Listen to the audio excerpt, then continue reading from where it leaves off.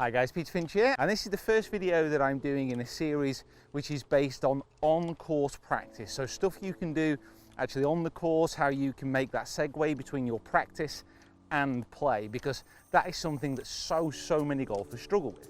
And in this video, we're going to be looking at something which I know improves scores because it's improved mine. Now we're talking about scramble tests. Now this is how you can improve both your long game, but specifically your short game whilst on the course. Now this is completely different than block practice. So what you might do on a driving range or what you might do around a practice green. It's so critical that you understand that actually competitive practice and on-course practice can actually improve you a lot quicker. So the first thing we need to do is differentiate between those two aspects of practice. What is block practice and what is competitive practice, or as some people call it, random practice. Now block practice is the most common form of practice in golf and the one that you see the majority of players actually completing. It's all about going to a driving range and working on a particular skill until it becomes ingrained. Now block practice is something which I do recommend for people who are trying to work in new swing changes. It starts to form new neural networks, it starts to increase those patterns in the brain that actually make new movements possible. However, it does have a limitation. The only problem is with this type of block practice is to take it from a driving range or a practice range onto a golf course can be difficult, and it's one of the most common questions that I get asked is, how can I take what I do on a driving range to the golf course? Now, one of the huge differences between block practice and between random practice or competitive practice is when you actually start to use more of a randomized method, you learn much faster because you are really individualizing a certain shot that you want to play. What the Scramble Test does is, rather than just being by a green hitting 30 chips in a row from the same spot, it may get you hitting 30 chips over the course of 2 rounds from 30 completely different locations. And you will learn faster as a result.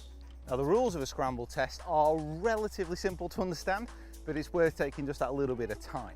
So what the whole point of this is that even if you hit a green in regulation, you basically have to drop it off. So you're chipping and you're putting. But there are a few caveats. So if you're on a par 5 and you manage to get within 50 yards of the green under regulation, so you hit a good drive, a good second shot, and you're within 50 yards, then you play on as normal because you're still testing out your short game. But what that also does crucially is it allows you to stay competitive in respects that you can keep your score low. Because that's the thing, if you're dropping off every single green for no reason, then there's no point having any long shots. You might as well just go up to the green and drop. So it's important that you are still keeping a score. And on this one, I'm under regulation on the green and I'm within 50 yards, so I can play on as normal. Good chance for a birdie, possibly an eagle.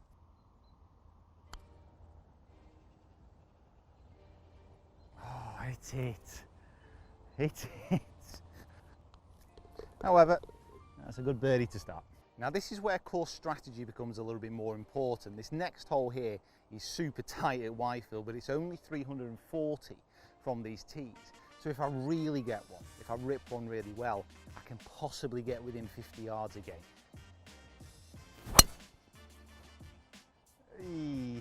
Stay. So decent drive, slightly necky, so I'm not 50 yards away, I'm 100 yards away, literally double what I need to be. However, if I do hit this one stiff, so within a club length, then I get to play on as normal. If not, then I'm dropping off the green. That is not what the doctor ordered. Wee bit of a chunk with my second one, however, it's done my job for me and I don't have to drop off the green. Oh, terrible kick.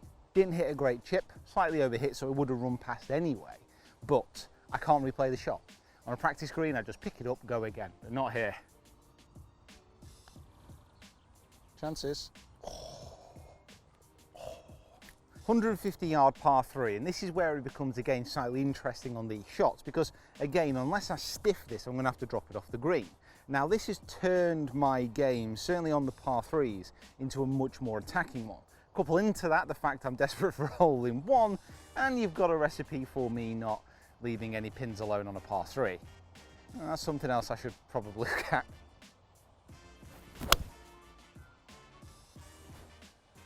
Get off it, wind. So obviously missed the green here, so I don't have to drop.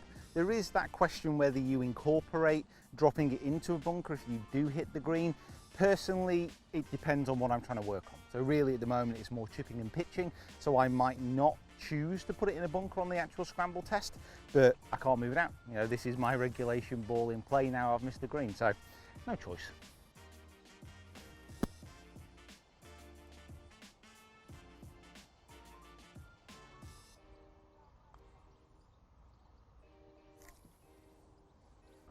Well, what a horrendous putt that was. But that's the whole point. You know, it puts me in a situation where I can then reflect on that and say what went wrong. If I'd missed that on the putting green on practice, I just pulled another ball across and forgotten all about it.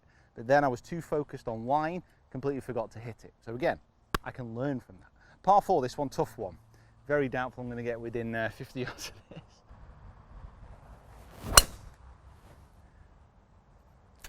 this. Drifting, sit down.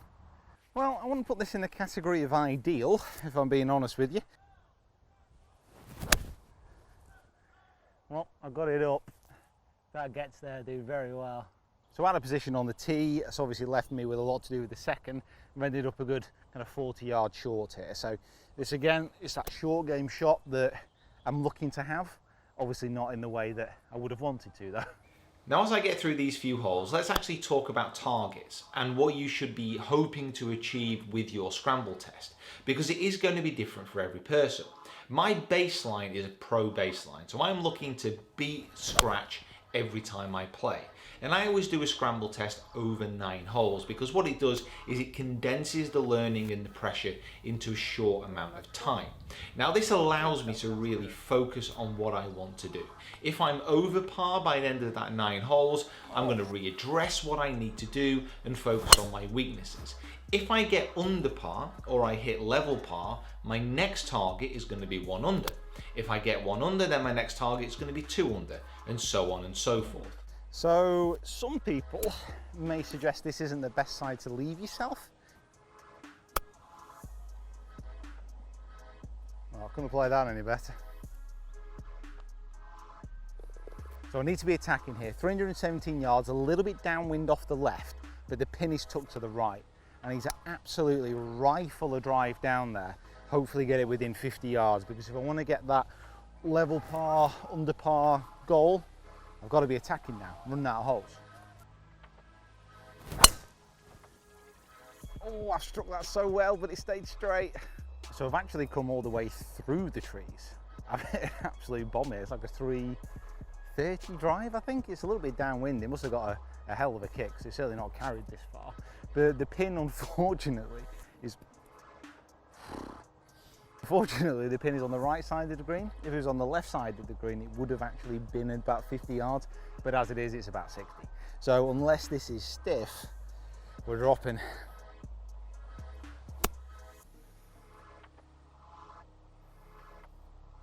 Very poor pitch there, and that's something which I've noticed today so far, again, trying to learn from this stuff.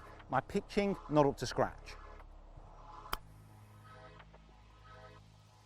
Settle, settle. Wow, a very disappointing bogey there.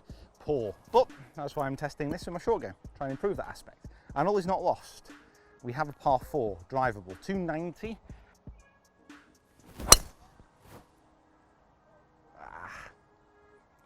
Curving too much, that's going to be right of the green. So, double problem here. I am to the right of the green in a pretty horrendous situation.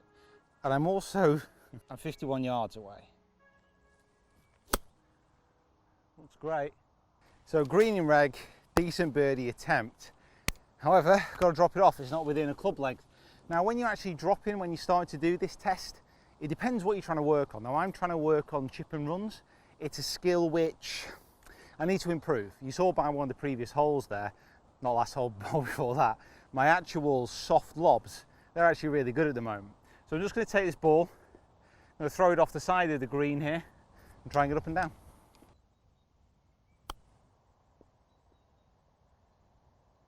Do it for me.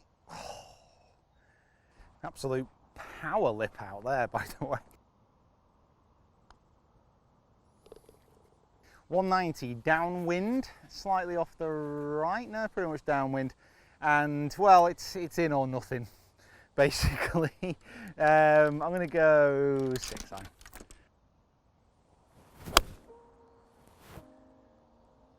Stay. Well, that's a good shot, centre of the green. Yeah, that's really nice. Come around nicely, actually. Yeah, just to the right of the hole, but it's a drop.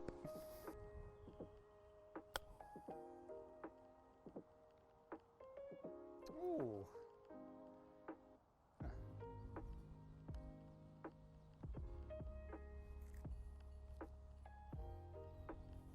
So I finished this scramble test 3 over par. Now what that means is I'm 3 over what I needed to do, and looking at my stats and looking at the video and just reviewing what I did, certainly my pitching really needs to improve. I hit some loose chips as well. Now those are the key aspects that I'm going to be looking at moving forward as I try and get that better score. Also, the venue where you do this really does matter. So I did this at Whitefield. There are quite a few short par 4s, which makes it a little bit easier to try and get within that 50 yards, which doesn't require me to drop off the green. Also with the par 5s, they're pretty much reachable in 2. So it is easier to get a level par score around, say, a course on Whitefield than it would be around a very long course. But again, you need to adapt your targets based on that. If you're playing an exceptionally tough course and you're off an 18 handicap, for example, maybe give yourself 12 over 9 holes to try and achieve. If you make that easily, give yourself 8 over. It's very much based on your individual skill level and what you're hoping to achieve. So guys, thank you so much for watching. Hopefully you enjoyed this scramble test and explanation about why it helps, the difference between that random and block practice. Hopefully you can take this forward into your game and see an improvement, but please comment below. I would love to know what you think. Make sure you subscribe to the channel if you haven't already, and follow me on my other social media platforms as well. And we will see you down here next time.